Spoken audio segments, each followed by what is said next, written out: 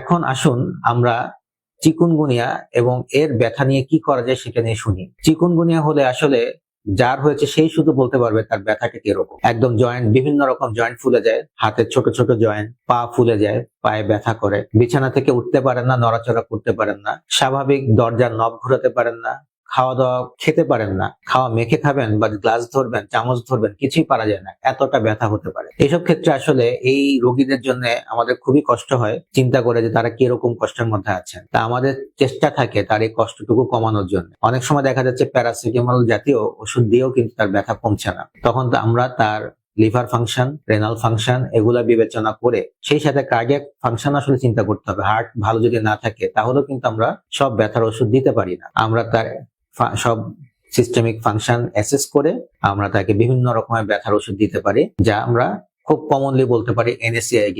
এগুলো আমরা দিতে পারি। খুব কিছু অল্প কিছু ক্ষেত্রে এসব জায়গায় স্টেরয়েড জাতীয় ওষুধ দেওয়া যেতে পারে। তবে মনে রাখবেন, স্টেরয়েড জাতীয় ওষুধ যদি খুব দ্রুত ব্যবহার করা হয় বা বেশি ব্যবহার করা হয় তাহলে কিন্তু তার সাইড ইফেক্ট কিন্তু প্রচুর পরিমাণ। এবং অনেক সময় দেখা যাচ্ছে যে রোগী এগুলোর উপরে ডিপেন্ডেন্ট হয়ে যান। এবং এই ব্যথা যদি দেখা যাচ্ছে যে ক্রনিক্যালি এমন অবস্থা হলো যে যাচ্ছেই না কোনোভাবে, তাহলে আমাদের আসলে অনেক সময় চিন্তা করতে হয় তার এই চিকুনগুনিয়ার সাথে অন্য কোনো বাত ব্যথা জনিত রোগ আছে কিনা। সেগুলো আমরা পরীক্ষা করে দেখতে পারি, দেখে সে অনুযায়ী চিকিৎসা দিতে পারি। এবং যখন এই ব্যথা 6 সপ্তাহের বেশি হয়ে যায় তখন আমরা একরকম চিন্তা করি, 3 মাসের বেশি হয়ে যায় তখন আরেক রকম চিন্তা করি। এবং এগুলোর জন্য আমাদের ন্যাশনাল গাইডলাইনই আছে, সেই গাইডলাইন অনুযায়ী আমরা চিকিৎসা দিয়ে থাকি।